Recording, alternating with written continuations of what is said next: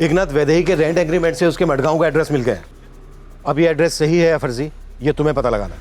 अगर वैदेही वाकई हमारे मडगांव की ही है तो भले उसका एड्रेस फर्जी हो, हम उसे या फिर उसके किसी दोस्त या रिश्तेदार को ढूंढ निकालेंगे। विशाल, नया जीवन फर्टिलिटी एंड आईवीएफ सेंटर से क्या लेना देना है तुम लोगों को? क्या गीता आईवीएफ के जरिए प्रेग्नेंट हुई थी? ये क्या होता है? कैसे होता है? 3 साल से क्लिनिक चला रही हूँ और वो नीचे मेरे क्वालिफिकेशंस हैं। दिख रहा है मुझे। डोनर लिस्ट दो। मैडम, मैंने आपसे कहा ना कि ये कॉन्फिडेंशियल मैटर होता है। हम डोनर्स के नाम या रेसिपिएंट्स के नाम का खुलासा नहीं कर सकते। डॉक्टर पारिक, मुझे इस दीपाली के बारे में जानकारी चाहिए। हो सकता है इसके साथ कोई और भी आता हो इस सेंटर में। अब या तो आप डोनर लिस्ट दे दीजिए या फिर आप जानकारी खुद दे दीजिए। क्या यहाँ पर कोई ऐसी औरत, कोई आदमी या फिर कोई जोड़ा आया हो जिसे बच्चा नहीं हो रहा हो, जो बहुत डेस्परेटली बच्चा चाहता हो, स्पेशली मेल चाइल्ड? मैडम, यहाँ वही आते हैं जो चाहते हुए भी नेचुरली बच्चा नहीं कर सकते। एक तरह से सभी डेस्परेट ही होते हैं। गीता मौर्य, विशाल मौर्य, ये नाम सुने हैं आपने? सॉरी, मुझे नाम याद नहीं रहते, इसलिए आपसे डोनर लिस्ट मांग रही हूँ। ऐसे लिस्ट दिखाना मेरे पेशेंट्स की प्रिवेसी के साथ कॉम्प्रोमाइज करना होगा। और please next time official order लेकर ही आइएगा।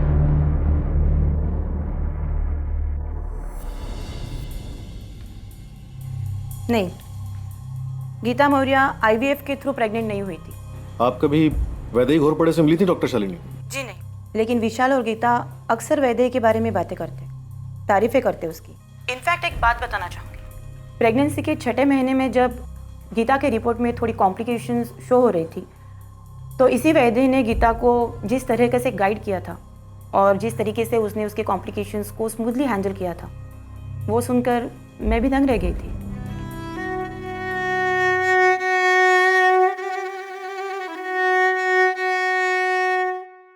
चिंता करने जैसा मसला तो है ज़रूर, लेकिन हम चिंता करेंगे नहीं, बिल्कुल भी नहीं। हमें क्या चाहिए कि हमारा बच्चा तंदुरुस्त हो, स्वस्थ हो, तो हमारा बच्चा दुनिया में स्वस्थ और तंदुरुस्त ही आएगा। बस यही एक बात हम तीनों को बार बार सोचनी चाहिए। और दुनिया में ऐसी कोई बात नहीं है जिसका कोई हल ना हो। मुझे तो याद नहीं आ रहा है कि ये गीता ने कभी कहा हो मुझे कि ये वैदेही कहीं आंगनवाड़ी में काम करती है। Thank you doctor. मेरी गीता कहाँ है साहब? मेरा सोनू कहाँ है? सब मेरे साथ ही क्यों हो रहा है? विशाल, क्यों हो रहा है ये तो इस वक्त कहना मुश्किल है, पर सबसे पहले जानना जरूरी है कि क्या हो रहा है। क्या सोनू से जुड़ी हुई कोई भी ऐसी बात है जो तुमने हमसे छुपाई? क्या सोनू तुम्हारा ही बेटा है? अरे हाँ साहब, सोनू मेरा ही बेटा है। मैं मान ही नहीं सकता गीता मेरे साथ धोखा करेगी। और क्यों करेगी धोखा मेरे साथ? 2 परिवार तितर बितर हो गए थे। एक बेटी, एक पत्नी, एक बहू, एक माँ।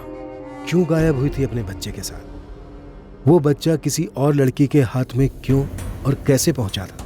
और माँ आखिर कहाँ थी? इन सवालों के जवाबों के लिए हम दीपाली गावड़े को पूरे जोरों शोरों से खोज रहे थे। दूसरी ओर आईवीएफ सेंटर से मिली डोनर लिस्ट में कुछ ऐसे नाम हमारे सामने आने वाले थे जिनसे हम पहले भी रूबरू हो चुके थे।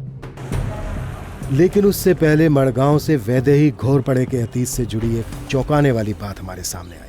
जी सर, मेरा ही नाम सुभाष सोनावणे है, लेकिन मुझे वाकई नहीं पता कि उसने मेरा पता कैसे दिया वहां पर।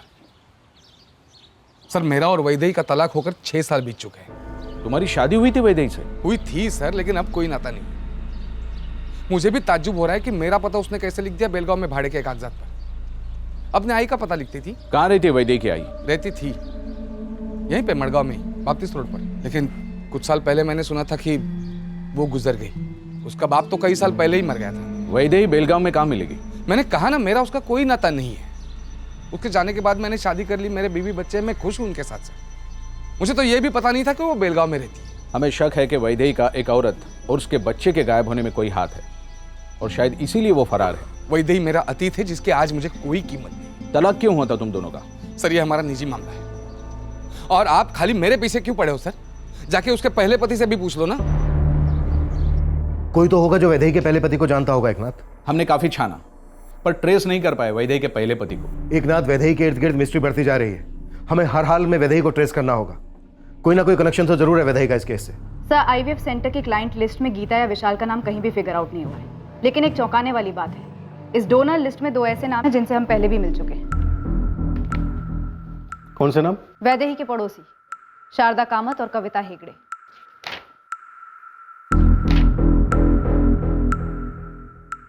सर, इस आईवीएफ सेंटर में दीपाली एक अरसे से एग्स डोनेट करती आई है। 2 डोनेशंस के बीच में एक फिक्स पीरियड का गैप मेंटेन करना होता है डोनर को। दीपाली इस सेंटर की रेगुलर डोनर है। और ये कविता हेगड़े और शारदा कामत, ये दोनों भी रेगुलर डोनर्स हैं और वैदेही के पड़ोसी भी। जी सर, वैदेही के बारे में इनसे पूछताछ भी हुई थी। मुझे इसमें किसी रैकेट की बुआ रही है। लेकिन मैडम आखिर बताइए तो बात क्या है? देखिए मैडम, हम सब कुछ बता देंगे, लेकिन मेहरबानी करके हमारे पतियों को इसमें मत लाइएगा। हम दीपाली गावड़े की खोज में आईवीएफ सेंटर पहुंचे थे और हमें मिला किसका नाम? तुम दोनों का। अब देखना यह है कि यही इत्तेफाक वैदेही को हमारी तरफ लाता है या नहीं।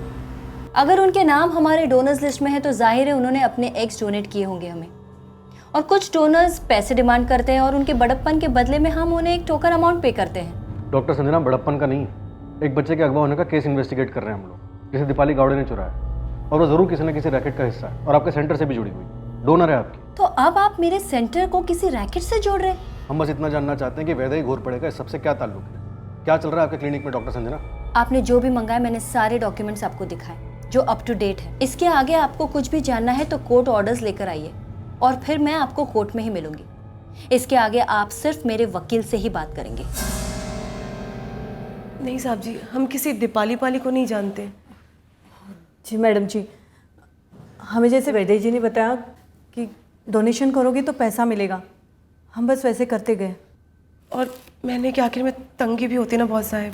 हम आपकी निजी जिंदगी में कोई दखल देना नहीं चाहते, लेकिन हमें आपकी पड़ोसन वैदेही घोर पड़े पर शक है।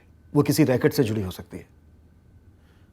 क्या आप हमें बता सकती हैं कि वो आईवीएफ सेंटर से पहले से जुड़ी हुई थी? नहीं साहब, इन सब के बारे में हमें कुछ भी नहीं पता।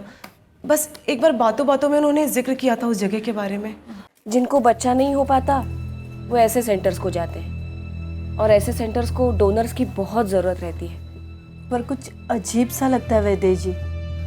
हाँ, मतलब ऐसे कैसे किसी और के अंश से किसी और को बच्चा हो सकता है? कविता, तुम्हें ये दर्द समझ नहीं आएगा जो एक औरत को, एक जोड़े को होता है जब उन्हें बच्चा नहीं हो पाता।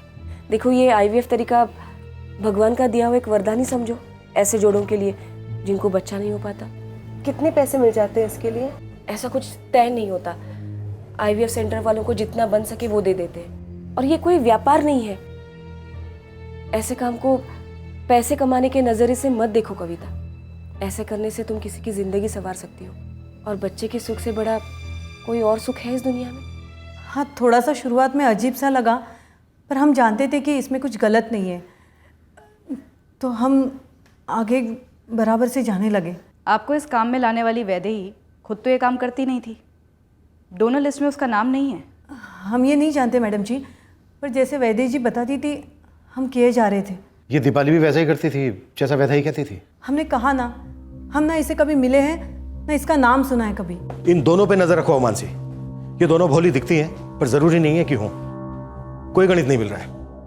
ना ये पता चल रहा है कि गीता कहाँ गई है, ना ये पता चल रहा है कि दीपाली कहाँ गई है, और ना ही इस बात का पता चल रहा है कि दीपाली बच्चे सोनू को लेकर कहाँ गई। सर, एक और गणित नहीं मिल रहा है। ये वैदेही ने कविता और शारदा को एग्स डोनेट करने के लिए मना तो लिया, पर खुद ने कभी एग्स डोनेट नहीं किए। आईवीएफ सेंटर का कोई भी स्टाफ वैदेही को जानता ही नहीं है। हो सकता है डोनर्स लाने का काम सेंटर ने ही वैदेही को सौंपा हो और स्टाफ को इसकी भनक तक ना हो। शायद वैदेही आईवीएफ सेंटर के साथ मिलकर कोई रैकेट चला रही थी। सर, ये विशाल भी कह रहा था कि वैदेही ने गीता को किसी सरकारी योजना के बारे में बताया था जिसमें पैसे मिलेंगे। कहीं ऐसा तो नहीं कि वैदेही ने विशाल और गीता को अपने साथ इस रैकेट में शामिल कर लिया हो और पैसों को लेकर कुछ अनबन हो गई हो, कुछ गड़बड़ हो गई हो? सर, मडगांव से शानबाग लैंडलाइन पर। हाँ शानबाग। सर, वैदेही के अतीत की एक डिटेल मिली है वर्षा नाम की औरत से। यह वर्षा वैदेही की दोस्त थी जब वैदेही यहाँ मडगांव में रहती थी। वर्षा ने हमें बताया कि वैदेही की दोनों शादियां क्यों टूटी। नहीं साहब, वैदेही ऐसी औरत है ही नहीं। वैदेही कभी किसी बच्चे के साथ ऐसा कर ही नहीं सकती। क्यों नहीं कर सकती? क्योंकि वैदेही से ज्यादा बच्चों को कोई प्यार कर ही नहीं सकता। लेकिन उसकी बदकिस्मती है कि वो कभी मां नहीं बन सकती। क्या वैदेही की दोनों शादियां टूटने की यही वजह थी? जी हाँ, कृष्णा नाम था वैदेही के पहले पति का और दूसरे का सुभाष। कुछ इलाज करवा रही थी वैदेही। आईवीएफ के बारे में कभी कुछ बोली थी? दवा दुआ सब कर चुकी थी, पर बस नसीब में लिखा था। अंदर ही अंदर एकदम टूट चुकी थी वैदेही, और ऊपर से उसकी दो शादियां भी टूटी। वैदेही काम क्या करती थी यहाँ मडगांव में? यहाँ एक बच्चों की बालवाड़ी में आया थी। पूरा दिन बच्चों के बीच में ही गुजारती थी। इस वर्षा की मदद से मैं मड़गांव के हर फर्टिलिटी क्लिनिक्स और गायनेकोलॉजिस्ट से मिला। वैदेही उनमें से कईयों को कंसल्ट कर चुकी थी अपने खुद के बच्चे के लिए, पर उसकी कंडीशन ऐसी है कि वो कंसीव ही नहीं कर सकती है। तभी यहाँ के आईवीएफ डोनर लिस्ट में वैदेही का नाम नहीं है, जबकि दूसरी औरतों को वहां एग डोनेशन के लिए भेजती थी। फिर वैदेही गायब क्यों हो गई या फरार क्यों हो गई? अभी हम सारी कड़ियां जोड़ते हुए वैदेही की तरफ बढ़ रहे हैं, सोच रहे हैं कि वो फरार हो गई। लेकिन सर ऐसा भी तो हो सकता है कि वैदेही जेन्युइनली गीता की हेल्प कर रही हो और हमारी क्वेश्चनिंग से परेशान होकर कहीं भाग गई हो डिप्रेशन में। वैसे देखा जाए तो एक विशाल को छोड़कर हमने जिससे भी वैदेही के बारे में बात की है, सबने उसके बारे में अच्छा ही बोला है। तो क्या ये दीपाली गावड़े सोलो खेल रही है या फिर ये किसी गैंग का हिस्सा है? ये सारा किया करा है दीपाली गावड़े का है? हो सकता है, लेकिन कड़ियां आपस में जुड़ नहीं रही है, कितनी बिखरी हुई है। हर कड़ी पर कड़ी नजर रखी गई, फिर भी कोई ब्रेक थ्रू मिल नहीं रहा था। विशाल की सर्विलेंस से हमें बस उसकी टूटी बिखरी जिंदगी नजर आई, जहां वो इस सवाल के जवाब के लिए तरस रहा था कि आखिरकार उसकी बीवी और बच्चे के साथ क्या हुआ। वैदेही की खोज भी डेड एंड पर आकर रुकी। पता ही नहीं चल रहा था कि वैदेही क्यों और कहां चली गई थी। वैदेही के कॉल रिकॉर्ड से भी वैदेही और दीपाली गावड़े का कनेक्शन ढूंढना व्यर्थ साबित हुआ। पर यह केस हमेशा के लिए एक राज बनकर तो खत्म नहीं हो सकता था। आखिरकार दीपाली गावड़े की लगातार चल रही खोज खत्म हुई। हमारी मेहनत रंग लाई।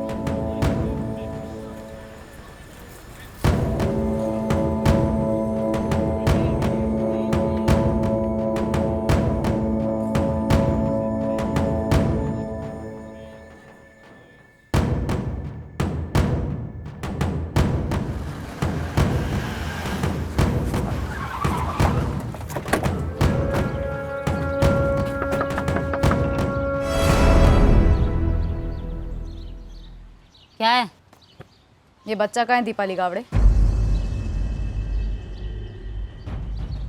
मेरे को क्या मालूम?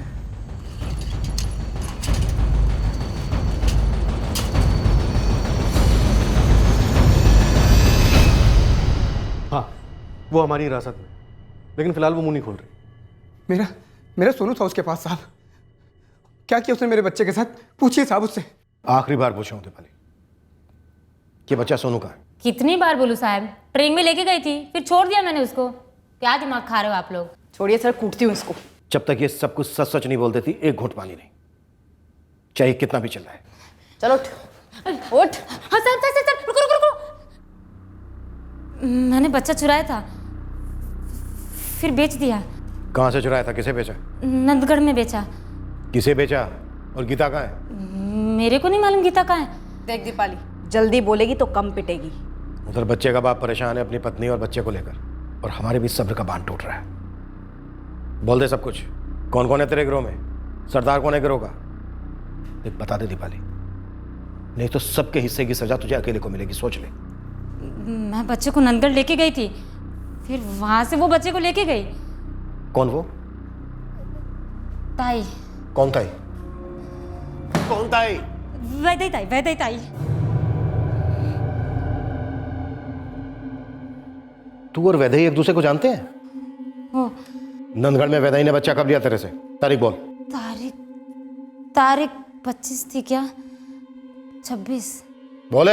हाँ 27 अगस्त थी। 27 अगस्त को नंदगढ़ से वो वैदेही ताई बच्चा लेके गई।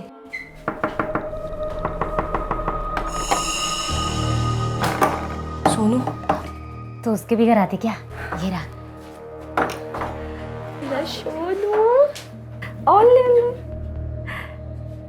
ठीक से खिलाती पिलाती हो ना टाइम पे? जो जो आपने लिख के दिया ना, सब कुछ खिलाया है। चेक कर लो, एकदम टका-टक है। ये लो, तू निकल। इसी बच्चे सोनू को क्यों निशाना बनाया गया?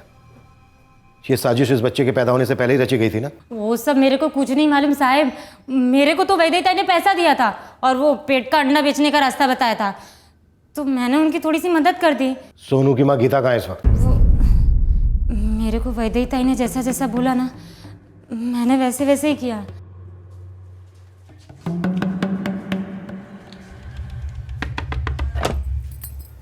हाँ बोलो। मैं दीपाली, वो वैदेही ताई ने भेजा है मुझे। अच्छा, वो बोली कि पोलियो की दवाई पिलानी है सोनू बाबा को, इसलिए आपको सेंटर में बुलाया। लेकिन मैं अभी कैसे आ सकती हूँ?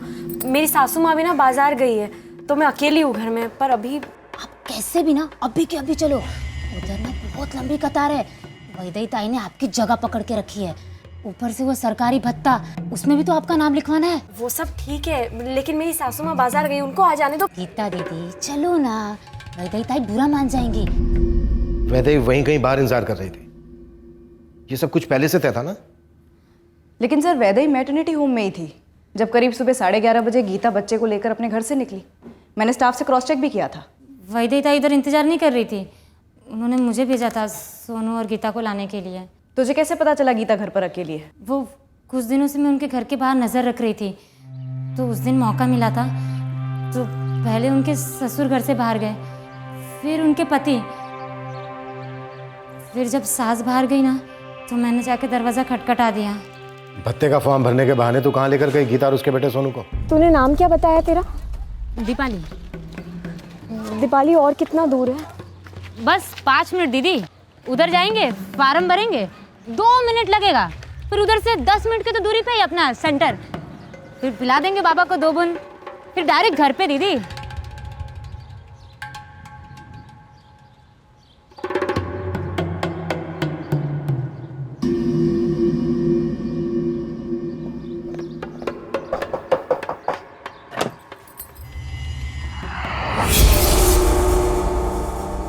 कविता हेगड़े, वैदेही की पड़ोसन। वो बस्ती के आखिर में एक खाली घर है, वो उस कविता का ही है। वैदेही ताई ने मुझे बोला था कि सोनू और गीता को वहीं लेके जाना। वैदेही भी थी वहां पर? नहीं। गीता कहाँ है इस वक्त? बोल!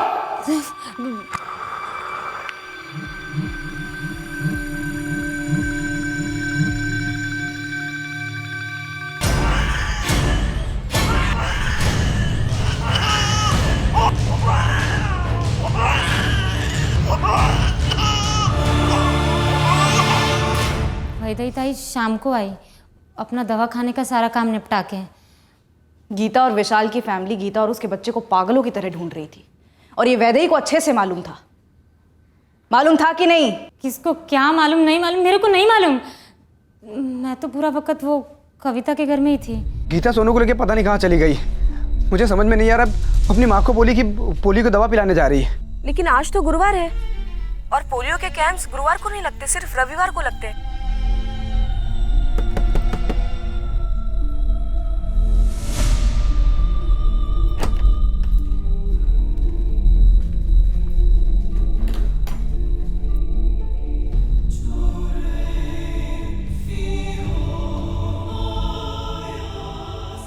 एक बार से बेहोश नहीं हुई, 2 बार करना पड़ा, फिर अब सो रही है। ये उठनी नहीं चाहिए, अगर ये उठ गई ना तो तबाही मच जाएगी। कौन है? मुझे नहीं पता वैदेही जी, मैंने किसी को भी नहीं बताया कि हम सब यहाँ पर हैं।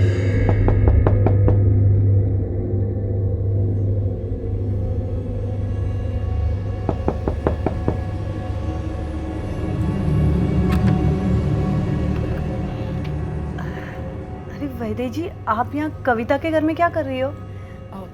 मैं वो कुछ पता चला? विशाल मौर्य और बस्ती के सभी लोग उसकी पत्नी गीता को ढूंढ रहे हैं। गीता और उसका बच्चा सोनू दोनों गायब हैं। हाँ। कविता कहाँ है? कविता? कविता? अरे कविता क्यों लेटी है? अरे अरे ये तो गीता है। अरे ये सोनू, सब गांव वाले इसे ढूंढ रहे हैं।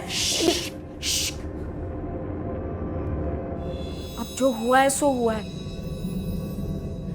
लेकिन अब इसके आगे जो होना है उसके लिए आप दोनों को हमारा साथ देना होगा। साथ देना है? मतलब? हमें गीता को मार डालना है। क्या? नहीं नहीं, मना करोगे तब भी करना है। अब बस यही एक रास्ता बचा हुआ है हमारे पास। अब शामिल हो चुके हो तो पूरी तरह शामिल हो जाओ, किसी से कुछ मत कहना, वरना तुम लोगों ने गीता को उसी दिन मार दिया था? हम लोगों ने नहीं साहब, वो सिर्फ वैदेही ने गला दबा के मारा उसे। अगर ये होश में आ गई तो हंगामा मचा देगी। फड़फड़ाए तो कविता इसके पैर कस के बांध लेना और तुम इसके हाथ पकड़ लेना।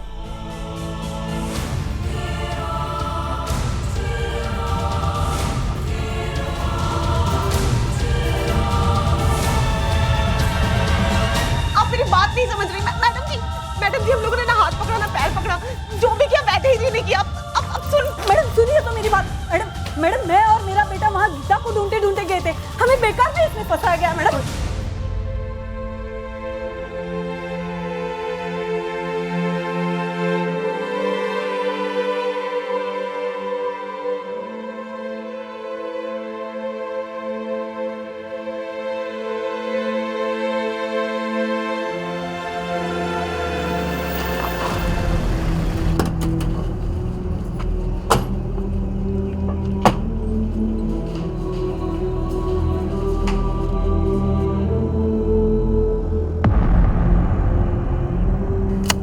गीता को धोखे से घर से ले जाकर उसी दिन उसका कत्ल कर दिया गया था। मैं और क्या बात करूं साहब आपसे, पहले दिन से बोल बोल के थक गया कि वो कमीनी वैदेही शामिल है इन सब में। सरासर झूठ बोल रही थी मेरी गीता से वो, लेकिन आप लोग को मेरी बात पे यकीन नहीं हुआ। मार दिया ना सबने मिलकर मेरी गीता को। मैं बुलवाऊंगा उनसे। मेरा सोनू कहाँ? शांत हो जाओ विशाल, शांत हो जाओ। हम मानते हैं हमें वैदेही तक बहुत पहले ही पहुंच जाना चाहिए, पर हम उस तक बहुत जल्द पहुंचेंगे। उसके सारे साथीदार अंदर हैं और तुम्हारा बेटा सोनू जहां कहीं भी है हम उस तक पहुंचेंगे, उसको जल्द से जल्द वापस लेकर आएंगे। मेरा सोनू मुझे जिंदा वापस चाहिए, सही सलामत। हाथ जोड़ता हूं मैं आपके, ढूंढ लीजिए मेरे सोनू को। इससे पहले वो लोग मेरी गीता की तरह मेरे सोनू के साथ में कुछ कर दे, उसको ढूंढ लीजिए साहब।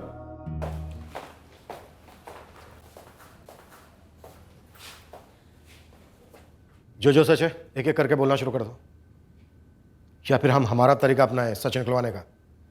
क्यों दीपाली, और चाहिए खुराक? मेरे को जो मालूम था मैंने सब कुछ तो बोल दिया। अभी वैदेही ताई कहाँ है और वो सोनू का उससे क्या लेना देना था हम लोग को कुछ नहीं मालूम। मेरे को तो और कुछ नहीं मालूम साहब। मैं और मेरा नकुल तो पहले ही सब कुछ बोल चुके हैं साहब। हम दोनों को तो धमका कर इसमें शामिल किया गया सब। हम लोग तो बस साहब वो गीता मौर्य और उसके बच्चे सोनू को ढूंढने गए थे साहब। कविता हेगड़े, अब तुम्हारा क्या बहाना है? तुम तो वहां अचानक नहीं पहुंची ना, तुम्हारा ही घर है जो तुमने एक कत्ल के लिए सौंपा था वैदेही को। वैदेही जी के बड़े उपकार थे मुझ पे साहब। उन्होंने हमें सेंटर के बारे में बताया और पैसे भी दिलवाए थे। पैसों के लिए तुमने एक जिंदगी खत्म कर दी। एक छोटे से बच्चे से उसकी माँ छीन ली, एक पति से उसकी पत्नी छीन ली। वैदेही कहाँ है? गीता और उसके बच्चे सोनू को ही क्यों निशाना बनाया वैदेही ने? क्यों मार डाला गीता को? कसम से साहब हमें से किसी को कुछ नहीं मालूम। हाँ, वो हमें कुछ भी नहीं बताती थी। सर ये बड़ी मोटी चमड़ी के लोग हैं, पिटाई खा के ही मुंह खोलेंगे। नहीं साहब, वैदेही ताई ने सब क्यों किया हमें नहीं मालूम साहब। मुझे बस इतना पता है साहब कि वैदेही ताई को हर महीने एक आदमी पैसे भेजता है साहब। वैदेही ताई मुझे ही भेजती थी साहब पैसे लेने के लिए। कौन है वो आदमी? एक टैक्सी ड्राइवर है साहब, जयंत चौहान। ये ले रख।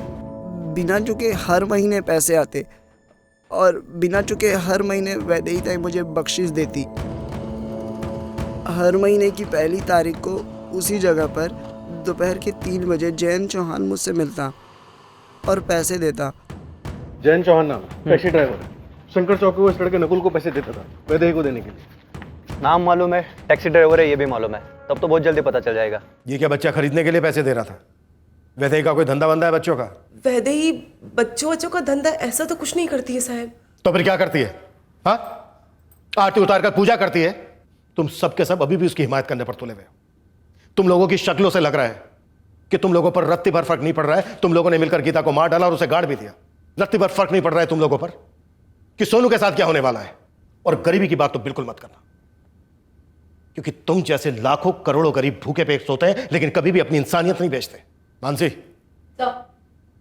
जब तक हम सोनू को सही सलामत उसके पिता विशाल के हाथों में नहीं सौंपते थे, इस लॉकअप में भी हाथ रुकने नहीं चाहिए। तुम फल खाना कैसे भूल सकती हो गीता? चार्ट में लिखा हुआ है ना। ये हमारे बच्चे के लिए मैंने खुद बुना है। अच्छा, दिखा जरा हमको। और ये कुछ मेवे गीता को रोज 2 बार खिलाने। और ये तुम्हारी जिम्मेदारी, हमें हमारे बच्चे का ख्याल बहुत अच्छे तरीके से रखना। वैद्य जी, अरे माफ कर दीजिए, पहली बार हुई है, दोबारा नहीं होगी। तुमने गीता के सामने बीड़ी पी कैसे? ये बीड़ी तुम्हारे लिए खतरा है सो है, वो हमारे बच्चे के लिए खतरा साबित हो सकती है। और हम क्या चाहते हैं कि हमारा बच्चा दुनिया का सबसे तंदुरुस्त बच्चा हो। ये हमारे बच्चे के लिए, वो हमारे बच्चे के लिए खतरा साबित हो सकती है कि हमारा बच्चा दुनिया का सबसे तंदुरुस्त बच्चा हो। माँ, मुझे अच्छे से याद है, गीता ने खुद मुझे बोला था वैद्य आंगनवाड़ी सेविका। हाँ हाँ बेटा, मुझे भी याद है। माँ, पुलिस बोल रही थी कि वैद्य ने चुन के मुझे और गीता को अपना निशाना बनाया है। जब गीता पेट से थी ना, तब से वो सोनू को हमारा बच्चा बोलती थी। माँ, क्या वाकई में वैद्य ही मेरे सोनू को अपना खुद का बच्चा मानती थी, इसलिए उसको उठा ले गई? तुम दोनों के बच्चे को अपना बच्चा कैसे समझ सकती है वो? साहब, मैं जयंत चौहान के घर के बाहर हूँ, लेकिन यहाँ पे तो ताला लगा है। तो पड़ोसियों से पूछना। पूछ लिया साहब। जब से ही जयंत की बीवी अनीता अपनी दोनों बेटियां पूजा और साक्षी को लेकर मायके गई है, तब से जयंत भी अपना घर को ताला लगाकर कहीं चला गया। जयंत और उसकी बीवी अनीता दोनों के फोन नंबर चाहिए मुझे, और अनीता के मायके का एड्रेस भी। 4445678891। नाम है जयंत चौहान। मुझे इसके पिछले 1 साल के पूरे फ़ोन रिकॉर्ड्स चाहिए, और ये समझ के चलना कि कल ही चाहिए थे। आप लोग ऑलरेडी 24 घंटे लेट हैं। पर जयंत की पत्नी अनीता के फोन पर रिंग जा रही है। हेलो, कौन? अनीता चौहान। हाँ, बेलगाम पुलिस से सब इंस्पेक्टर मिलिंद राव बोल रहा हूँ। आपका पति जयंत चौहान कहाँ है? वो तो बेलगाम में ही होने चाहिए। क्या बात है साहब? उसने अपना फोन क्यों बंद रखा है? फोन बंद कहाँ है साहब? मेरी कल रात ही बात हुई है उनसे। 8 दिन पहले आप अपने बच्चों को लेकर अपने मायके बाजागौली गई, तब से आपके घर पे ताला लगा हुआ है। जयंत दिन में टैक्सी चलाते हैं, इसीलिए ताला लगा होगा। रात में वो घर पर ही होते हैं। आपसे आमने सामने बात करनी। बेलगाम कब तक पहुंच सकती हैं जल्द से जल्द? लेकिन क्यों? हुआ क्या है साहब? क्या किया है जयंत ने? आप वैदेही घोरपड़े को जानती हैं? नहीं। कमाल है, हर महीने आपका पति वैदेही को पैसे भेजता है, और आपको ये नहीं पता कि वैदेही कौन है। पैसे भेजते थे? मुझे इस बारे में कुछ भी नहीं पता है साहब। सर, 2 बेटियां हैं अनीता और जयंत की। बेटियां? शायद जयंत को बेटा चाहिए होगा, वो बच्चा खरीदना चाहता होगा।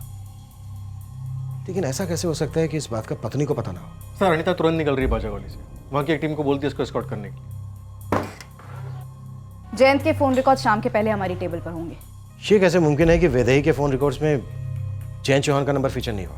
वैदेही के पिछले 6 महीने के फोन रिकॉर्ड्स चेक किए, पर उसमें जयंत का नंबर नहीं फीचर होता, जबकि जयंत वैदेही को लगातार पैसे भेजता रहा है। इस लेट एंटर हुए जयंत के कैरेक्टर ने वैदेही के कैरेक्टर को और रहस्यमय बना दिया है। सर, लालू ने जयंत के घर पे बराबर नजर रखी हुई है। एक बार ये जयंत हाथ लग जाए तो वैदेही से जुड़े सारे रहस्य खुल जाएंगे। ये वैदेही का कैरेक्टर काफी कॉम्प्लेक्स है। इसका 2 बार तलाक हुआ, इसलिए कि ये कभी मां नहीं बन सकती। फिर भी इसने हमेशा अपने आप को बच्चों से घिरे हुए रखा, अपने आप को बच्चों के काम में काफी एक्सपर्ट बना दिया। इसने गीता को बहुत सोच समझकर अपना टारगेट बनाया होगा, इसीलिए इसे झूठ कहा कि एक आंगनवाड़ी सेविका है, ताकि इसकी आइडेंटिटी छुपी रहे। लेकिन सवाल यह है कि ये सब करके इसे हासिल क्या होने वाला था? हाँ लालू बोल। सब 10 मिनट हुए, ये जयंत घर लौटा है। उसने अपना फ़ोन भी चालू कर दिया। मैंने ब्लैंक कॉल दिया था।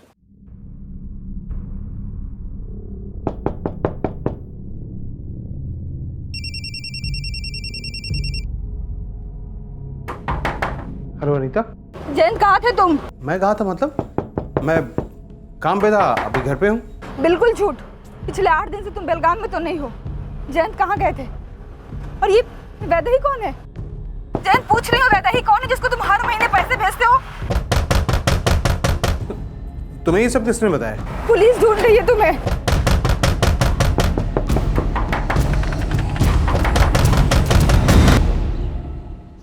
जयंत चौहान, वैदेही कहाँ है और वो बच्चा कहाँ है? आप लोग मेरे बच्चे के बारे में क्यों जानना चाहते हैं? तुम्हारा बच्चा? हाँ, मेरा बच्चा। पर आप लोग मेरी निजी जिंदगी में क्यों दखल दे रहे हैं?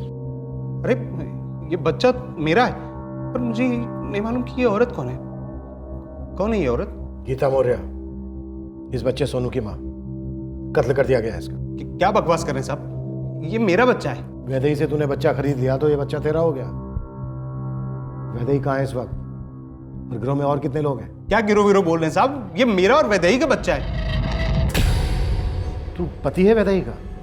जी नहीं, प्रेमी हूं।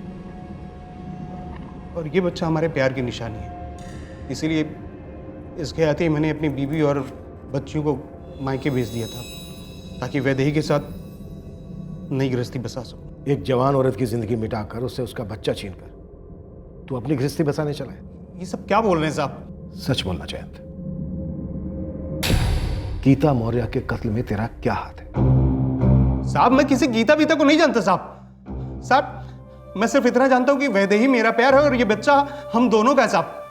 और साहब ये कोई सोनू नहीं है साहब, इसका नाम कार्तिक है, कार्तिक जैन चौहान। हमारा घर जवली गांव में है, उडुपी के पास, और वैदेही अभी भी वहीं है। पर साहब ये मेरा बच्चा है, मेरा अपना खून। वैदेही ने जन्म दिया इसे। वैदेही कब थी पेट से और कहां जना उसने इस बच्चे को और कब? 21 जुलाई को कार्तिक इस दुनिया में आया, और वहीं उसी क्लिनिक पे जहां पर वैदेही काम करती है। सुना तुमने? तुमने हमारे बच्चे की किलकारी सुनी? हाँ वैदेही। तुम हमारे बच्चे को देखने आओगे ना? का अरे वैदेही मैं मरा जा रहा हूँ तुम्हें और बच्चे दोनों को गले लगाने के लिए, लेकिन थोड़ा वक्त दो ना। एक बार अनीता और बच्चियों को मायके छोड़ देता हूँ। तुमने एक बार ही देखना चाहिए हमारे बच्चे को, बहुत ही प्यारा है। मेरी तो नजर नहीं हट रही है। मैं तुम्हें फोटो भेजूं? हाँ भेजो ना। कार्तिक नाम ठीक रहेगा ना? कार्तिक जयंत चौहान। ये फोटो भेजा था वैदेही ने डिलीवरी के बाद। 21 जुलाई को वैदेही ने नहीं, गीता मौर्य ने इस बच्चे को जन्म दिया था। और इस बच्चे का नाम कार्तिक नहीं, सोनू है। साहब मैं मानता हूं कि मैंने अपनी बीबी के साथ धोखा किया है, लेकिन साहब पिछले कई महीनों से पागलों के जैसे डबल शिफ्ट में काम कर रहा हूं ताकि अपने दोनों परिवारों को अच्छे से पाल पोस सकूं। साहब ये सच है कि मैं वैदेही को पैसे भेजता था, लेकिन वो बच्चा खरीदने के लिए नहीं, अपने होने वाले बच्चे को अच्छे से पाल पोस सके इसलिए। साहब मैं सच कह रहा हूं साहब, वैदेही पेट से थी। क्या 2 महीने हो गए? हाँ, लेकिन हमने हमेशा सावधानी बरती थी। कोई भी सावधानी 100% नहीं होती जयंत। एक काम करो, ये गिरा दो, मुझे नहीं चाहिए बच्चा। क्या? लेकिन मुझे चाहिए। देखो मैंने इस रिश्ते की शुरुआत में तुमसे साफ साफ कहा था ना कि मैं अपने बीबी बच्चों को नहीं छोड़ सकता हूं, मैं तुम्हारे साथ घर नहीं बसा सकता हूं। अरे मैंने कोई सोच समझ के नहीं किया है, बस हो गया है। इसमें ना तुम्हारी गलती है ना मेरी। लेकिन इस बच्चे को इस दुनिया में लाना ना सबसे बड़ी गलती होगी। तुम क्यों नहीं समझती हो कि इस दुनिया में मैं सबसे ज्यादा अपनी बेटियों को प्यार करता हूं, बीबी और बेटियों को नहीं छोड़ सकता हूं। और हमारा रिश्ता इसलिए आगे बढ़ा कि हम लोगों ने तय किया था कि हमारे रिश्ते में कोई बंदिशें नहीं होंगी। मुझे मेरे पेट में पल रहे इस जान के साथ रिश्ता बनाना है। रिश्ता तो बन चुका है जयंत, मुझे ये बच्चा चाहिए। ये ठीक नहीं है वैदेही। तुम्हें मेरे साथ कोई रिश्ता नहीं रखना है, मत रखो। मुझे बस यही देखना है कि क्या तुम सिर्फ अपनी बेटियों के पापा बने रहोगे, और इसके लिए कुछ नहीं। तुम ना ये मुझ पर लाद रही हो, तुम मेरी मजबूरी का फायदा उठा रही हो। मैं वो कुछ नहीं जानती। मेरा बदन तुम्हें सिर्फ एक मजे का जरिया लगता है ना, लेकिन अब इस बदन को मां बनना है, इस दिल को दिमाग को मां बनना है, और मैं मां बन के रहूंगी। और तुम्हें हमारे बच्चे का बाप बनना पड़ेगा। सर मेरे लिए आसान नहीं था, मैं अपनी दोनों बेटियों की कसम खाता हूं साहब। मुझे वैदेही से ये बच्चा नहीं चाहिए था साहब, लेकिन साहब वो टस से मस नहीं हुई साहब, अपनी बात पर अड़ी रही। और अब साहब आप ये करो कि ये कार्तिक किसी और का सोनू है। आप बोल रहे थे ना साहब कि वो पेट से कब थी। ये देखिए साहब उसका फोटो, ये भी देखिए साहब, वही है।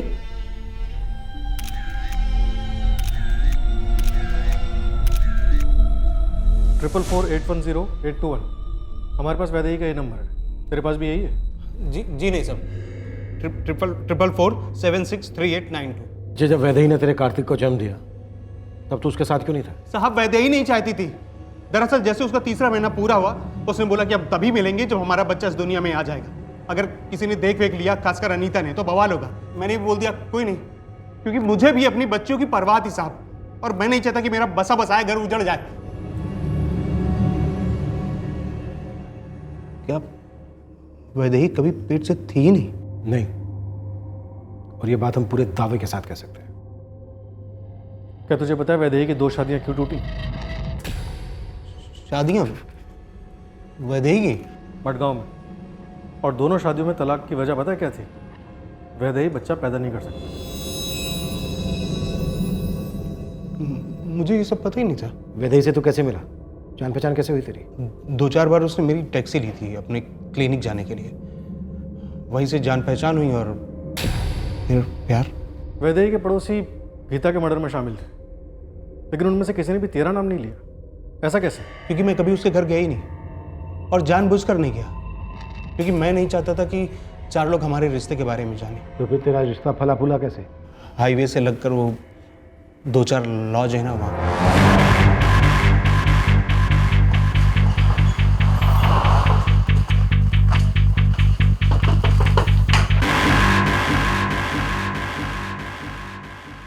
ये सिर्फ मेरा बच्चा है, मेरा बेटा, ये मेरा कार्तिक है। ये वैदेही अब बस, खेल खत्म। दीपाली, शारदा, कविता और नकुल ये सब हमारी हिरासत में है। और जयंत भी। मुझे उनसे कोई लेना देना नहीं। मेरा बेटा मेरे पास ही रहेगा, इस पे सिर्फ मेरा हक है। गलत। इस पर विशाल और गीता का हक था जो तुमने छीन लिया, और गीता से उसकी जिंदगी छीन ली। वैदेही चुपचाप ये बच्चा हमारे हवाले कर दो। इस बच्चे को कुछ करने की सोचना भी मत। बच्चा ले लो।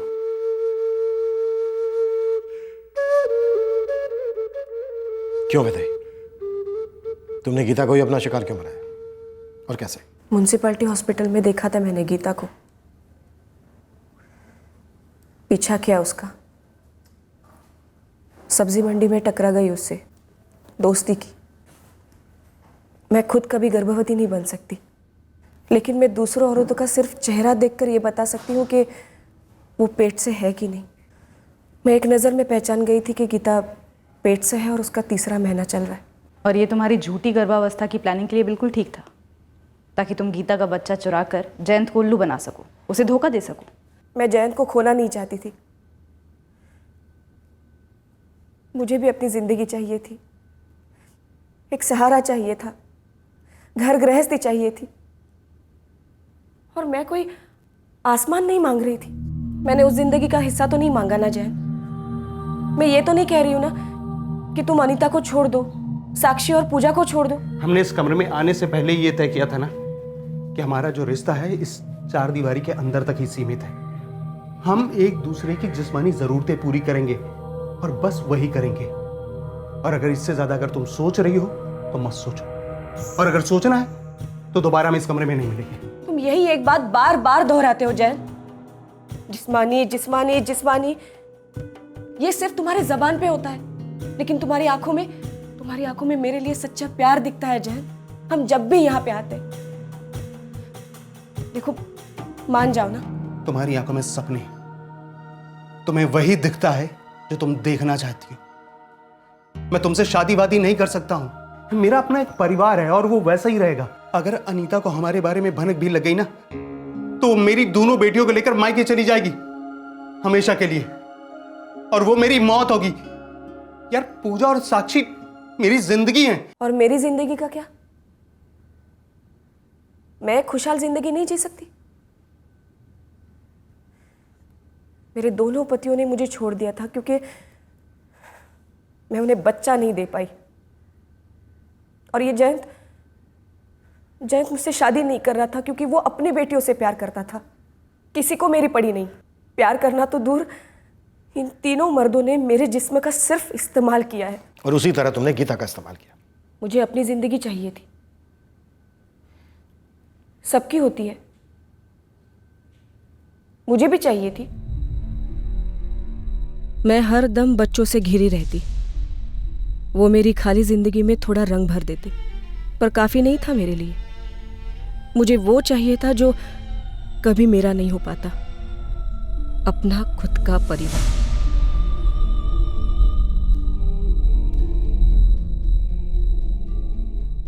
मुझे बच्चा चाहिए था, अपनी जिंदगी बनाने के लिए मैंने गीता को पहली नजर में ही चुन लिया था। तय कर लिया था कि यही वो शरीर होगा जिससे मेरा अपना बच्चा जन्म लेगा। मैं जब भी उसकी कोख को छूती थी, लत अपने पेट में महसूस करती थी। मैं सिर्फ एक औरत का जिस्म बनकर ऊब गई थी। मुझे पत्नी बनना था, माँ बनना था। जो गीता थी, विशाल की पत्नी, सोनू की माँ। ये तुम्हारा भ्रम है कि सोनू तुम्हारा है? कोई भ्रम नहीं है, ये सच है। जब गीता प्रेग्नेंट हुई तो मैंने उसका पूरा साथ दिया। मैंने उसकी हर तकलीफ महसूस की और दूर भी की। मैंने उसकी ऐसी देखभाल की है जैसे मैं खुद की करती। और इसमें कोई शक नहीं है कि जैसे गीता अपने बच्चे को संभालती, उससे कई गुना ज्यादा मैं संभालूंगी अपने बच्चे को।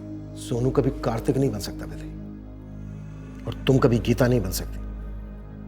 और जो औरत एक बच्चा हासिल करने के लिए एक माँ का कत्ल कर सकती है, वो क्या खाक कभी अच्छी माँ बन सकेगी? क्या जयंत भी तुम्हारे बाकी साथीदारों की तरह इस जुर्म में शामिल था? जयंत को कुछ पता नहीं, लेकिन मैंने ये जो भी किया उसी को पाने के लिए किया। अनीता, अनीता, एक बार मेरी बात तो सुन लो। मैं मानता हूं कि मैंने तुम्हारे साथ धोखा किया है, लेकिन अनीता, मैं तुम्हें कभी छोड़ने वाला नहीं था। मैं तुमसे और बच्चों से बहुत ज्यादा प्यार करता हूं।